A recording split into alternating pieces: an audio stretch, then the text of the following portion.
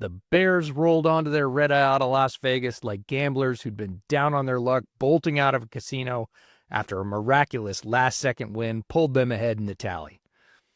Regardless of the good fortune involved, and there was a lot of that, the Bears roll off a win into an early bye week, and that brings them to 500. That gives us a second to regroup, so we're going to spend this episode breaking down how Dennis Allen has changed defense in Chicago since his arrival. And to do that, we're going to be joined by one of the best in the business at breaking down defenses. So get ready for Cody Alexander on Bear Era.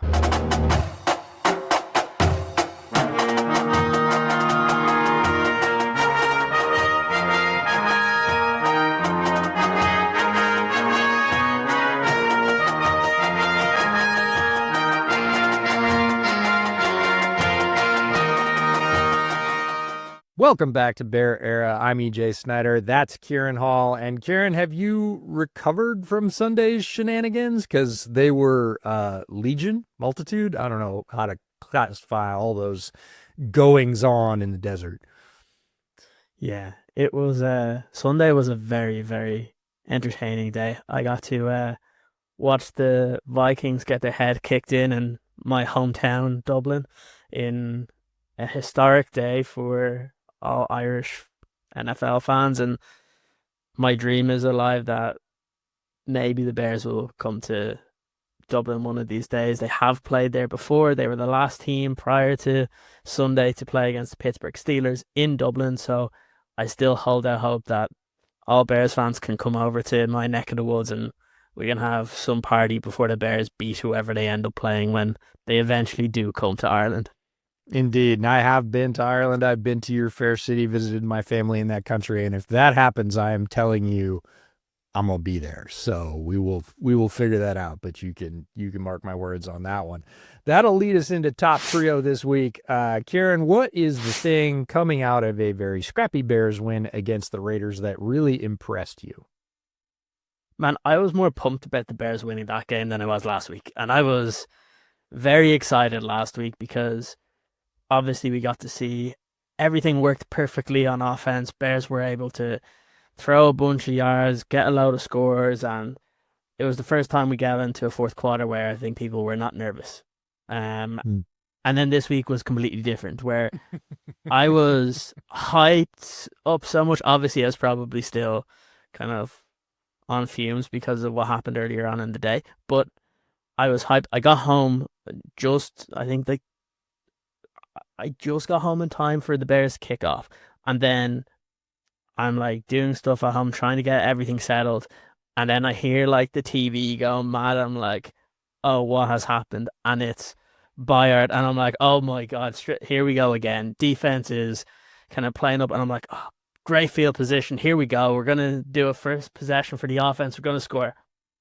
No, didn't happen. Nope. So yeah, the offense obviously was a struggle, and it was a tough one to watch. But what I always say is, and Kevin Byard said this in kind of the locker room video, is that the MO of this team was when you get into a close game, they're going to lose.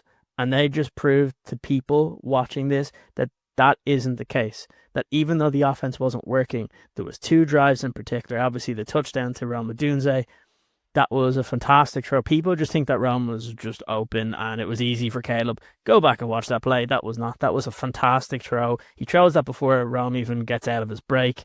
That's two guys that know each other, that are in sync. That's what you want with your number one receiver and your quarterback moving forward. I was excited there. Obviously, the big long drive at the end to go and get that go-ahead score, like, that is big boy quarterbacking that we have not had in Chicago. We have had the false dawns. We have had the Trubisky 6 touchdown passes, the Justin Fields at the end of his final year in Chicago winning a couple of games against some bad defenses. This was not that. This was when the Bears needed the offense to make a play when it mattered most, they did it. Now, there was plays out there where they should have done more. Like when the ball hits Cole Kmet on the hands at the 5-yard line, catch the damn ball. And that's what needs to change. They do need to be more consistent. look, I'm not going to harp on the running game because look, it's been the same situation. Nothing's going to change until either the personnel or they start doing something different that's going to help with the skill set they have. So there's no point talking about that. But what I want to give credit for is this team dug in. It did take all three areas of the football team, offense, defense, special teams. They came together. The Bears won a game here that they should have lost. And I said this at the time, it's a makeup game for week one where they should have won and they lost. This is an important win. It's a culture win that helps turn the tide of these players learning how to win football games. If they lost that game, it would have been on, not again. But this time around, they came together, and you saw that in the locker room video. Mm-hmm. They were together. They believe in this coaching staff, and it gives us that validation of why we wanted Ben Johnson in here. That man knows how to coach offense, but even more so, we heard all this, you need a leader of men. You watch him, I believe that he can do that.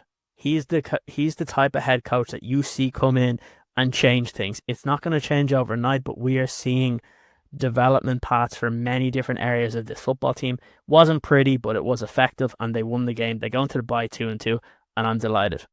That's probably the biggest thing, is that they come out of this 2-2 heading into a break where they can fix things, and they do have plenty of things to fix on offense, on defense. Obviously, the first 3 quarters of that game, not very pretty football from the Bears. And it did feel very much like, oh no, here we go again, because we thought everything had been fixed, or not everything, but many things had been fixed.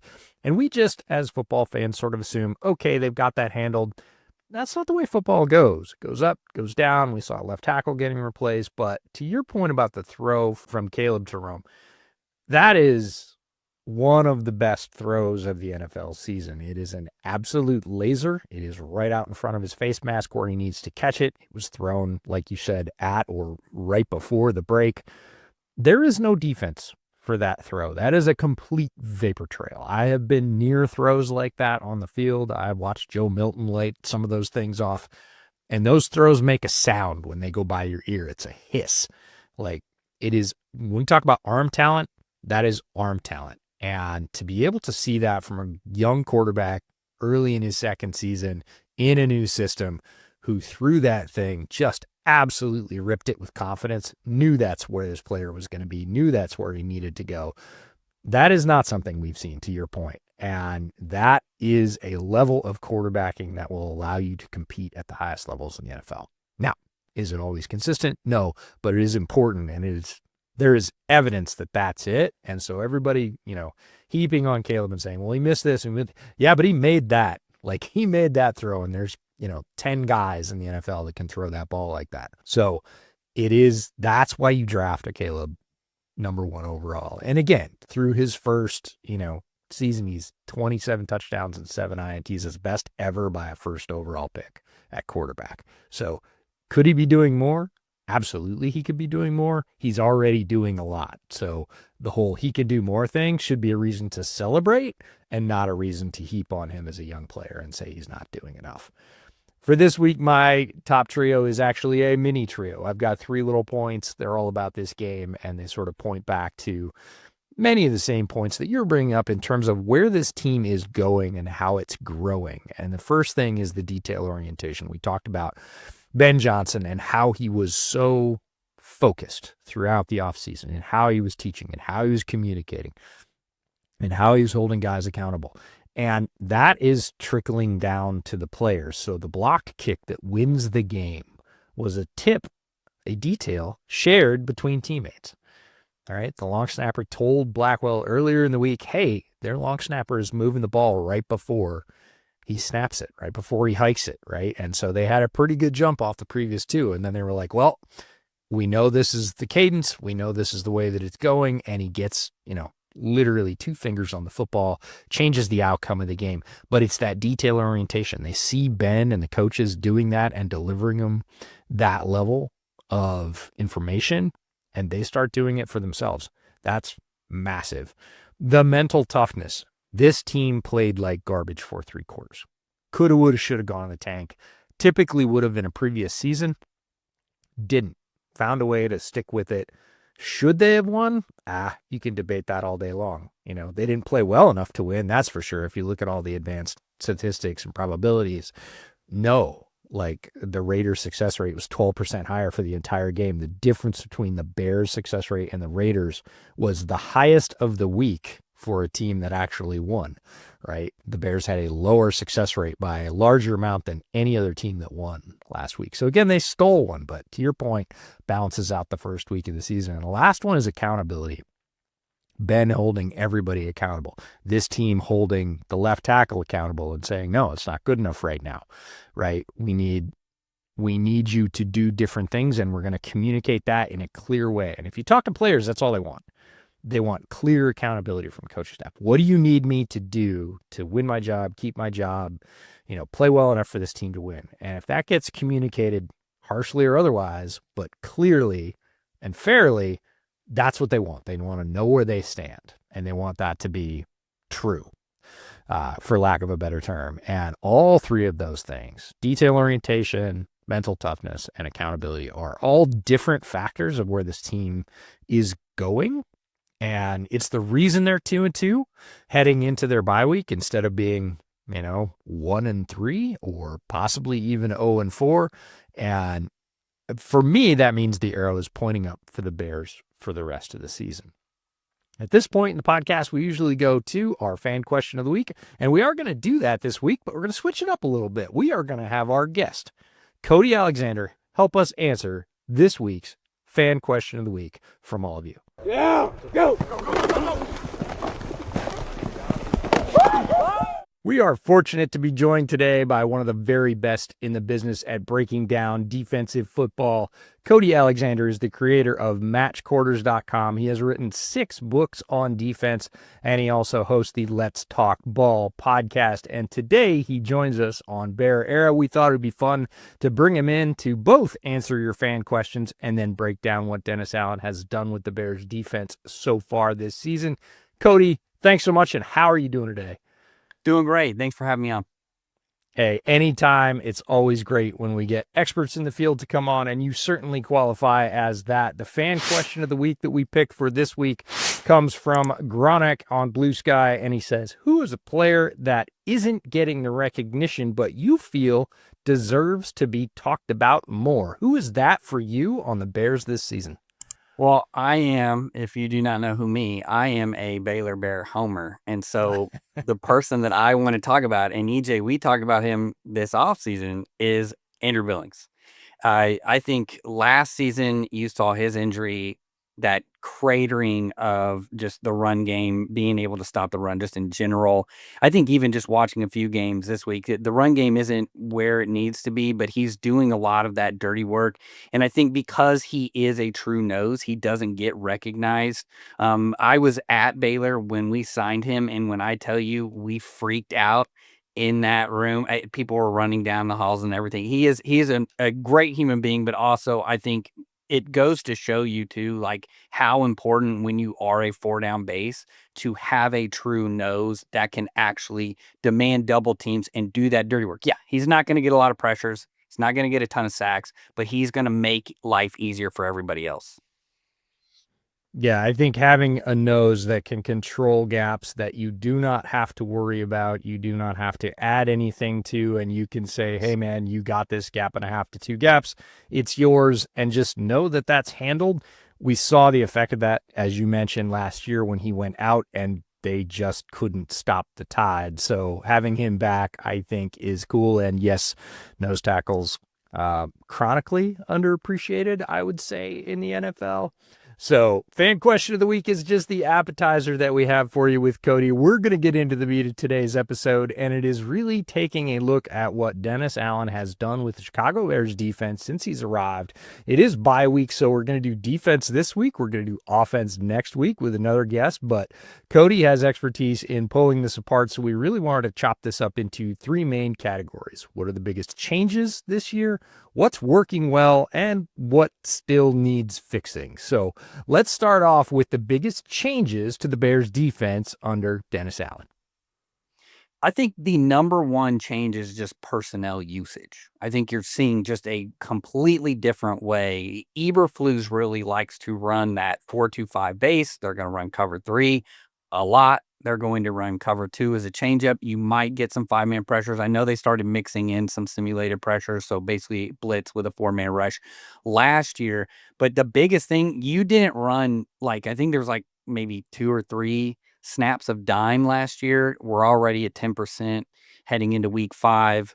And then the other big thing off of that, because you have more DBs on the field, is that you're going to have man coverage as a base. Dennis Allen wants to run that. I know there's been some injuries, but he's not going to change who he is. It went from 16% last year to 40% this year. So to me, those two things kind of go part in hand, but it also highlights the largest difference. Yeah, I guess one of my questions on that, and just for, I guess, anybody listening, when injuries do happen, how much pressure does that put on a coach to potentially have to change what he actually wants to do?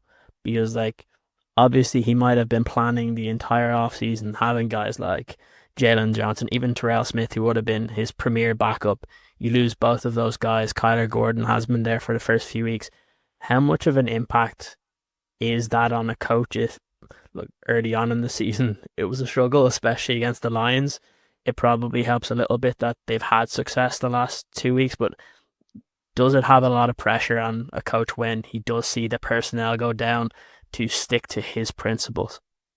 Well, you have to have a defense, right? So there's very few times where you're going to lose a bunch of guys and just be like, you know what? Okay, we're just moving on. I think we've seen this a few times. Like the best example of this is probably the Rams after the Super Bowl. They could not cover anybody in man coverage, and so Raheem Morris basically just played cover 3. I think it was like 22, and what you're seeing here is he's going to play man.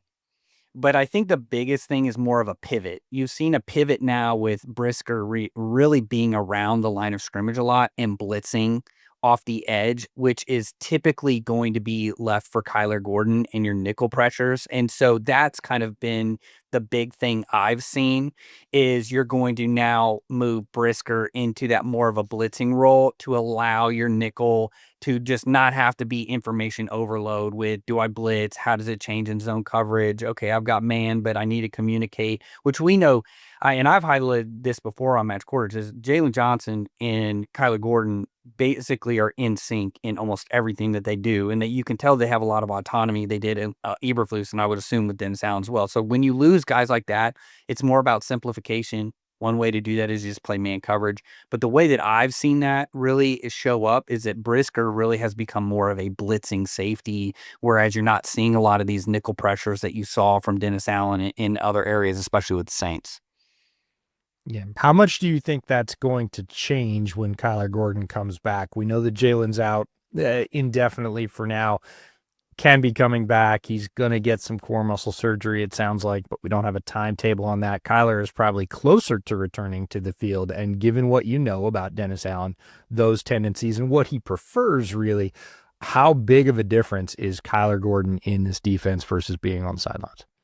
Well, this unlocks everything. I think too, the base downs, like when we play base 4-3, are probably going to get a little bit smaller just because you want Kyler Gordon on the field. He's proven, even at his size, he can fit the run perfectly fine. He can play near the box. He's awesome at blitzing. So my guess is that you get maybe more dime. You get a little bit more nickel. We're not running as much 4-3. I think you see a lot of these disguised coverages, which was the last thing, kind of what's another big change that we're seeing from them that kind of segues into that as well, is when you finally can have a guy like Brisker and Gordon near, we can give these cover 3 looks, but then we can run some Tampa behind it, which are what we're calling non-traditional Tampas now, or NTTs. And that's another big difference from Eberflus, who was a purist, Tampa, to not a lot of mixing it up. We're going to run that. Mike's going to go right through the middle.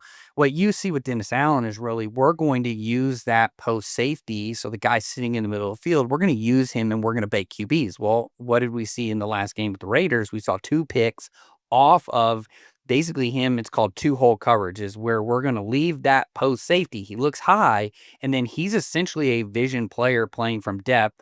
And so instead of a mic running through, you now have a safety that's sitting high that can work low, and you got 2 picks off of the same look against that. So I think we see more of that. I think we see more. I don't think the man coverage is going to change, and I think we shift from Brisker being the main blitzer to now Kyler taking that up. Yeah, and that's a really good segue into what is working well. And you and I were talking a couple of weeks ago because we planned this spot almost a month ago. And after the first couple of weeks, I was like, man, something better change or this is going to be just a moribund podcast talking about the Bears getting shellacked. And they did turn it around. So it's a good segue into what's working really well for Dennis Allen and the Bears so far in the first 4 games of 2025. Well, we go back to the man coverage part. That part probably we need to shift more to a zone defense. I know that can be a scary thing just because he has predominantly been a man dominant. But if you look at where they are through 4 weeks, they're still playing really well in zone. And the reason why is because that's what Eberflus basically did. So it's kind of the problems that we're seeing.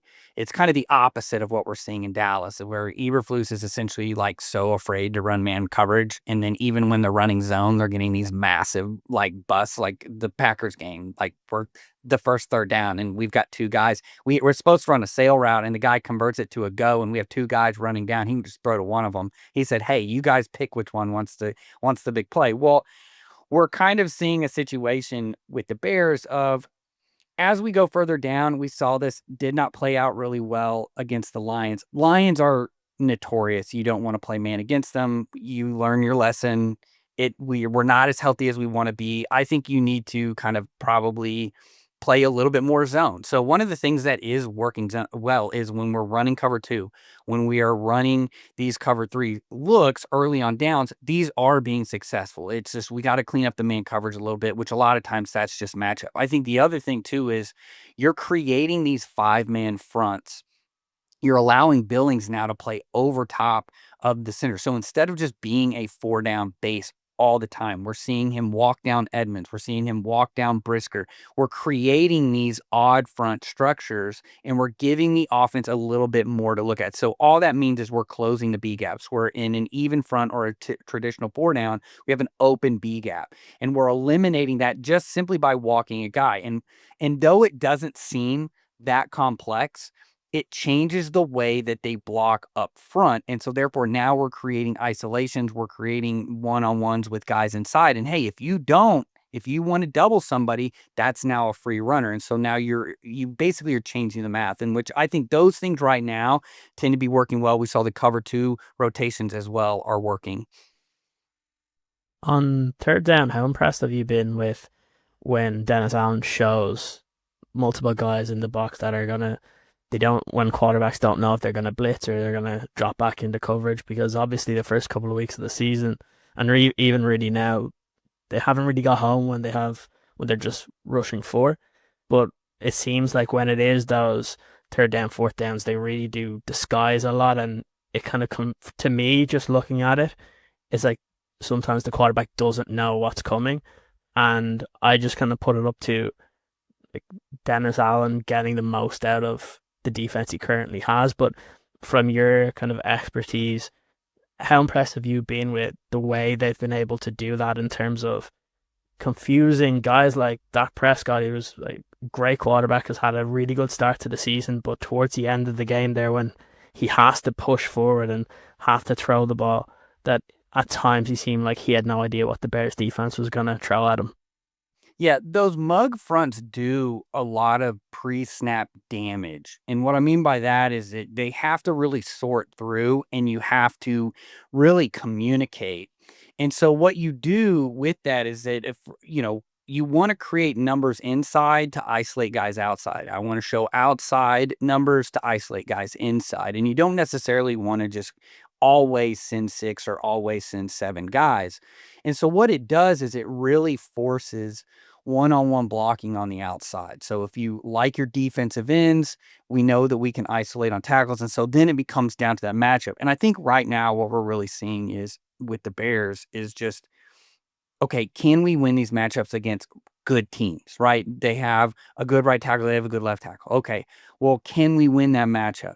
And so what this is really coming down to with those mug fronts is that he's trying to manipulate the numbers to either create an overload to get a run through somewhere where the guard and the tackle now have to sort through three, change the math for the defense, or where we're mugging and we're dropping from the inside, and now we've isolated those tackles and there's really nowhere for them to go. A great example of this is really what the Broncos did on Monday night to the Bengals, is they did nothing but mug fronts. And why? Well, you got Nick Bonito and Jonathan Cooper. And I don't know if you ever watched Nick Bonito, but he is the fastest quick. So him and poor Mims. But that's the whole point of those mug fronts, is that we want to kind of isolate these tackles, or we want to isolate one guy on another guy using stunts to create natural picks and run throughs and alleys. And so that's look, Dennis Allen knows how to do that. And that's kind of where you've seen that. That is one thing, what needs to be fixed is the third downs look nice, but overall, this is a top 5 rushing team last year, and we're just not there yet, which I think a lot of that has to do with injuries, but also Allen figuring out what he has on that roster. Look at you making my transitions for me. I got to pay you more, Cody. So, in terms of things that still need fixing, obviously the pass rush has not been at the level, especially I think with highlighted players. And this is something that happens with fan bases a lot of times. You trade for a guy, you bring in a guy, you draft a guy, sign him to a second contract, pay him a lot of money. You are expecting production at a high level, and that's not just on his own team, it's among league leaders. And we haven't seen that yet from Montez Sweat. So besides that, or talking about that, what else still needs fixing so far that Dennis Allen, again, only 1 month into his tenure with the Bears, just kind of hasn't got the best handle on, or still needs to find the right lever to pull at the right situation? Well, I mean, just starting with a pass rush, one of the knocks on Dennis Allen later in his tenure with the Saints was the fact that pass rush has basically just dropped off the face of the earth. He was trying to rush with 4. He did a lot of things with Alontae Taylor, blitzing off the edge. It kind of became predictable. So one of the things that needs fixing is we need to be a little bit more creative. You mentioned the mug fronts, but also adding layers to it, adding some movement to it, getting guys isolated one-on-ones, using kind of what they're good at. And I think that will come with time. Obviously, we know that this front can rush. It's just we need to get the right pieces in the right spots, and we need to get the right look. So that there's been tinkering through the first month. I don't want this to be a situation where in another month we're talking about this and it's like, hey, we're still looking at, we're manufacturing these things and we're getting 4-man rush and it's not getting there. That would be, but Allen, I think, has ways of creating pressure. It's just figuring out those looks with the complementary and the coverage, which that's the one thing that still needs to get fixed is the man coverage. I think a lot of things will get fixed as these guys start trickling back into the roster. It's just maybe it's too much of a volume. Maybe we need to pivot to more of a zone defense, maybe go more to match 3, which means we're going to play sticky, but we're still having zone principles instead of just constantly being in man coverage all the time. The other thing too that we're seeing is last year was like, I really feel like it was just the year of the blitz. Everybody blitzed on first downs. Everybody was pressure all the time. Whereas I think now, like looking at some of these teams like the Broncos and the Vikings that have these, they have good pass rush. It's like, hey, we can still play man, especially with the Broncos, but we can add a guy back in. So a spy or a robber coverage in the back end, letting these guys kind of play in the middle of the field and cut some of these guys off, really alleviate a lot of the issues that some of these guys are having. So I think maybe pivot to some more of that, but those two things go hand in hand, right? Because if we can't hit with 4, then we can't take that extra guy back into the coverage piece. I now have to add him in to create a one-on-one or create a 5-man rush. I'm also weirdly concerned. The run defense, and we've talked about CJ, the run defense has been a roller coaster for the past now going into 3 years. It looks good. It looks bad. Ashton Genty goes off, in that. Another weird stat is that they're better in a light box, meaning there's 6 guys in the box and they're playing 2 high coverages versus when they're in single high. So what that tells me too is we're playing a lot of man. People know that. And I've said this forever, is it just because you have 8 guys in the box doesn't mean post snap there's going to be 8 guys in the box. And that's another thing that I think with getting away from playing so much man is maybe on some of these bigger personnel sets or maybe on some of these early downs playing a little bit more zone so eyes are in the box, so that stacked box actually becomes stacked. So those are the 3 things that I thought probably need fixing in the bye weeks. Early bye week is a perfect way of doing that. Obviously, a lot of people think that when you do get torched for almost 250 yards, that's personnel. We all obviously know that is a new system that's being put into place. You've mentioned already in the fan question of the week in Andrew Billings. We've spoken about Javon Dexter. We just mentioned Montez Sweat. Do you think it is a personnel issue of guys making the wrong decisions, or is it takes time for guys to really feel comfortable in the system, and once they do, this is something that can be improved? Yeah, I think it's a comfortability thing. People forget, like the NFL, these guys do not live in the facility. There are strict rules about when they can meet in the off season, when they can be in training camp. So a lot of the work is on the players. A lot of the work comes down to how well can we teach this scheme.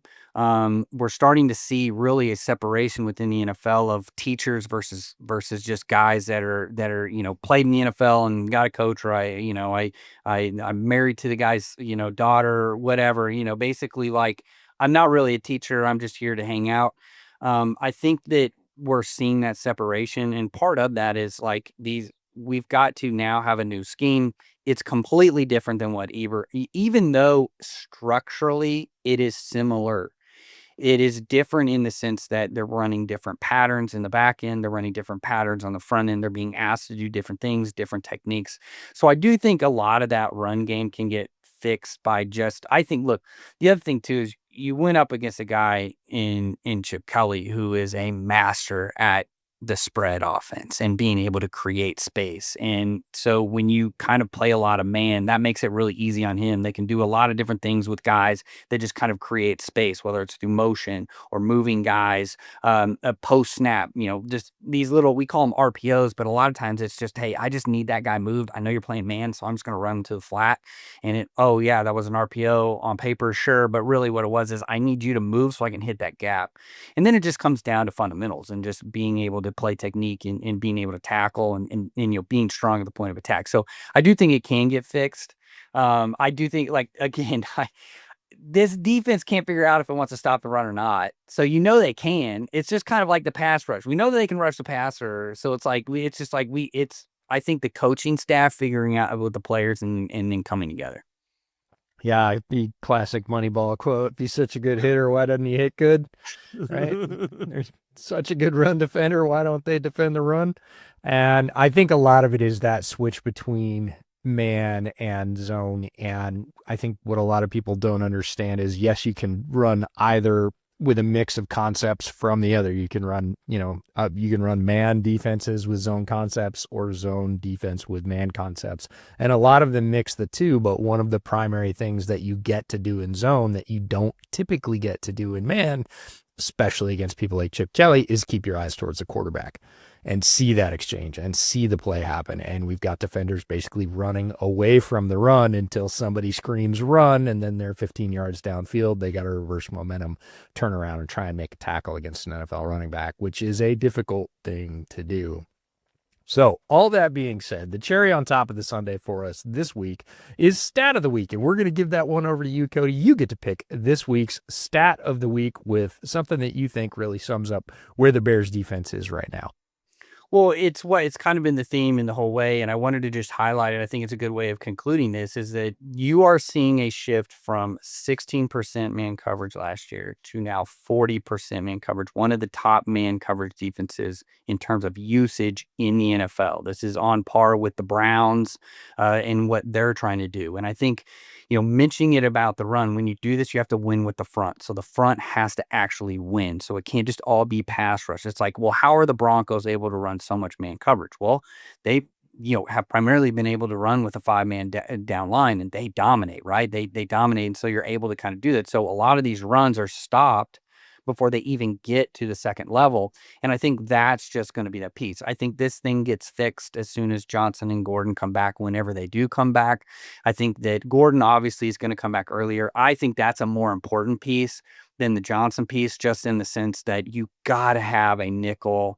It's not, you're in a situation now staying in the division of like with the Lions want to play base because that's their best 11 guys. When they play base, they those are their best guys. And Barnes, a lot of times, who is the kind of that pseudo edge off ball linebacker, he can guard a running back who goes out into the flat. And so they're able to live in that and play a lot of that. Well, the Bears, their best 11 is when Kyler Gordon is on the field. And so you're going to see that transition back to a nickel. I think, Dennis Allen is a 4-3 coach through and through, but I think he's had his best defenses when he's had kind of a lurker like a Brisker, right? Think of him with Matthew, a guy you can just move him around. He can blitz, he can play the run, he can play near that box, kind of like a Derwin James type. And then you also have a nickel who can really lock down in that space. That slot receiver can communicate with the corner, can play the box, can do that. And so I think all of these things get fixed up. The biggest concern right now is that Kyler Gordon's not there. And it just shows in modern football, when you have that nickel piece, you have an elite defense. I mean, go look at the elite defenses in the NFL right now. They have a nickel that does exactly what they need him to do in that spot. And so I think that's the stat. And I think that's kind of there's light at the end of the tunnel when Gordon comes back. Well, we sure hope you're right. It's always great when we can tap into somebody with your expertise. Tell everybody where they can find your stuff. Yeah, matchquarters.com is the hub. There's links to everything on there. I'm also on YouTube with Match Quarters doing free clinics all the time over there. And then you can follow me. Again, I've got links on that on Match Quarters, on X, Bluesky, really wherever you social, I'm there. Yeah, easy enough to find. And the next time we're in the same place at the same time, beer's on me. Cody Alexander, thanks for coming on Bear Era today. Appreciate you guys. Always great to have folks like Cody on the podcast that can share his wealth, depth, and breadth of knowledge with all of you to give you a better picture of what the Bears are doing on the field, in this case on defense. Next week, like I said, little teaser, we're going to pivot to offense with another expert guest. But for now, we're going to bring on 3 other expert guests, our Northwatch correspondents. They are going to take you around the NFC North division, tell you what's going on with their teams from a local perspective, and that'll keep you up to date with the only division, or one of only 2 divisions, I should say, where every team has won 2 games. The NFC West and the NFC North are the only ones to have that distinction. So take it away, guys. Hi, this is Arif with WideLeft.Football. I'm here in London covering the Vikings game against the Cleveland Browns, but before that, last week's performance against the Pittsburgh Steelers in Dublin was a bit of a disaster. Now, the score, 24-21, that was pretty close, but it doesn't reflect the reality of the game. The Vikings may have attempted to mount a last-minute comeback that would have made for some interesting storylines, but the fact is that they got beaten on the offensive side of the ball and the defensive side of the ball and a little bit on special teams. It wasn't good. Now, to begin the year, the Vikings kind of expected that defense would be a top 3 unit, be able to carry an offense with a rookie quarterback. But that defense hasn't materialized. The rookie quarterback's not healthy. The season, even though they're 2-2, feels like it's going sideways. Now, the defense has been pretty good when it comes to pass rush. They've been able to get pressure on the quarterbacks, win at the line of scrimmage, but a lot of these quarterbacks are getting rid of the ball quickly. They're not getting as many sacks as they need to, and their run defense has been suspect in 2 out of these 4 games, the 2 games that they lost. And that's not going to get better with Quinshon Judkins and the Cleveland Browns next week. But the more concerning thing about next week's matchup is what's happening on the offensive line. Carson Wentz took 6 sacks against the Pittsburgh Steelers. They have a high-powered pass rush. That makes sense. Carson Wentz sometimes holds onto the ball for a really long time. That makes sense. But those weren't the only issues. Also, they only have 2 out of the 5 starting offensive linemen that they intended to begin the year with. One of them, Brian O'Neill, is going to be out for the season. The other one, Ryan Kelly, he might be retired after this. He's sustained multiple concussions this year. I believe the 4th recorded concussion that he's had in his NFL playing career. And then Donovan Jackson, he may come back soon. We don't know. But against the Cleveland Browns, who have Myles Garrett and Shelby Harris and Mason Graham and a whole host of other pass rushers, it's going to be really difficult to get a good performance regardless. They have the number 1 defense in run stop win rate and in pass rush win rate. It is a remarkably difficult task, and for now, Vikings fans are just kind of hoping to hold on, get the rookie quarterback back, after the bye week to start against the Philadelphia Eagles. What's going on, guys? Nick Baumgartner here with your Lions weekly update. Things in Detroit are rebounding, we'll say, after that week 1 performance against the Packers. Lions been a different team every week since. That continued on Sunday there against the Browns. One of the probably easier games on Detroit's schedule, although Cleveland's defense is no slouch. And Detroit still was able to run the ball 29 times for 109 yards. Not the yards per carry number they're looking for, but enough. Gibbs goes 15 for 91. One of those games where Goff had to do a lot of checkdowns, had one bad throw. Offense had a few clunky moments in there. Offensive line wasn't as dominant as they were last week against Baltimore. And in some ways, I think there was a little bit of a letdown offensively, maybe in terms of the technique and all that stuff. But they still scored 34 points to get a kick return or a punt return touchdown from Khalif Raymond. And on top of that, this was a huge game for Aiden Hutchinson. I believe he ended up with 7 or 8. I think 7 pressures, 2 sacks, 3 quarterback hits, somewhere in there as well. Big game for Hutchinson, who sort of just teed off in the second half and showed everybody that he's back. I believe he now is tied for the league lead in sacks through 4 weeks. I believe he's got 5 at this point through 4 games, which is not quite at the pace he was last year, but actually not as far off either. So the Lions are looking pretty good. Now get another break here as they get the Joe Burrow-less Bengals coming up next. The schedule has broken correctly for the Lions after those first 2 very difficult games. Now we'll see how they can do. Kansas City also coming up down the line, but we'll see how things go from there. Things looking good for the Lions, though. Probably going to get a little healthier, too. We'll see when Lee McNeil can get back, although some corners are also banged up. So we'll see how things go, but all in all, things are good in Detroit. Well, the Packers didn't lose on Sunday, so that's nice. And instead, they tied. So yeah, a bit of a weird week, and now the Packers have a bye heading into week 5, so that will be a nice reprieve, and honestly, it feels like it's coming at a good time. Our offensive line is beat up to hell. Zach Tom being out, Aaron Banks being out, those are some pretty big staples on that offensive line, especially Zach Tom. So we'll kind of see what that offensive line looks like coming back. But I think the biggest concern for the Packers, man, is that defense. They're kind of Jekyll and hiding it. You have 3 straight weeks where that defense looks really good, and I know they lost against the Cleveland Browns, but the defense was still good, and now they allow 40 points to a CeeDee Lamb-less Dallas Cowboys. That's tough and just seems very unlike the first 3 weeks from what we've seen from that Packers defense. So I'm curious when Devontae Wyatt comes back. When he left that game, you could see that defense really started to struggle. But I'm curious to see if they're going to be able to bounce back and really just see what identity the Packers have for this 2025 season. Because right now, I think it's very unclear. After those first 2 weeks, people are talking about, oh man, this is the best defense in football. And then after Sunday, that's a little bit more in doubt. So yeah, a tough week as a Packers fan. We didn't lose. We didn't win. But I'm still sad. But at least I'm not sad after this week, because the Packers don't play. Fun romp around the NFC North this week with our correspondents. Thanks to them for contributing every week, but we're going to bring it closer to home. Our super producer, Mike Mercado, has his thoughts and shares them with you every week in Mike on the Mic. Thank you, EJ and Ciaran, and welcome in, Bears fans, to a bye-week edition of Mike on the Mic. I'm Mike Mercado, and a win is a win is a win, especially when you can beat the house in Las Vegas. And now that the Bears are at 500, heading into their bye week with the dates with the Washington Commanders on Monday Night Football, everybody in Bears Nation is asking certain questions, like what are they going to work on in the next few weeks without an actual game? And I have 2 things that I want the Bears to concentrate on. The first thing I want to see is the emergence of Rome Odunze being a top receiver in the NFL to continue. This man has 5 touchdowns already, has made spectacular plays, and has built such great chemistry with QB1 in Caleb Williams. Over the next few days, I want to see that relationship continue to mature, continue to be an asset for this team that allows this team to not only have a great punch at wide receiver, but a great weapon for the quarterback to continuously go to when things break down in a play. And number 2, is to clean up the pre-snap penalties. More importantly, the penalties in general. This team has 34 penalties in 4 games, 21 of those on offense. It doesn't matter how great Rome Odunze has been. It doesn't matter how much progress we have seen from Caleb Williams. if you are constantly behind the chains because of false starts or offsides or holding, you are never going to take the forward progress you're going to need as an organization, as a team, as a competitive franchise in the NFL. The Chicago Bears have a chance to redeem themselves on Monday Night Football against the Washington Commanders in Week 6.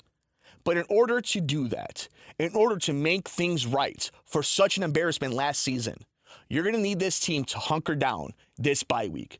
We're going to need to see this offense continue to mature to one another. And we are going to need to see this Bears coaching staff hammer in the point that they can no longer shoot themselves in the foot with dumb penalties.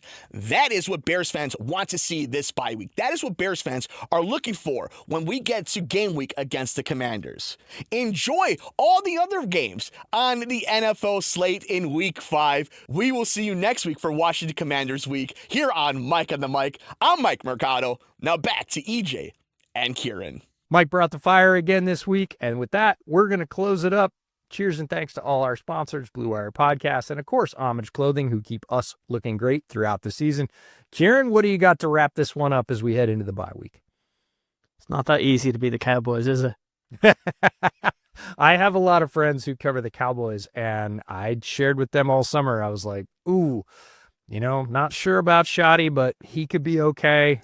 I'm not sure why he hooked his wagon to Matt Eberflus on defense. And they were like, is it really that bad? And I was like, well, it hasn't been great in his last 2 stops, right? It wasn't great in Indianapolis. There were some really good statistics in Chicago, but it never felt great. And when you saw how things have laid out for the Cowboys so far in the early season, sorry to say I was right about that one. I don't want to be the bearer of bad news for anybody, but I don't see that one turning around. That defense is absolute shite right now. At least they didn't hire Shane Waldron, eh? That would have been a fine combo. Nobody's stupid enough to do that, Ciaran. Oh, wait. No. Damn it. Well, that's going to wrap it up for us this week on Bear Era. Thank you so much for joining us. And as promised, next week, we will pivot to the offense. We know you all want to hear about it. We want to talk about it. We'll bring on a special guest to help you sort through all the changes Ben Johnson's made in Chicago since arriving. See you for that.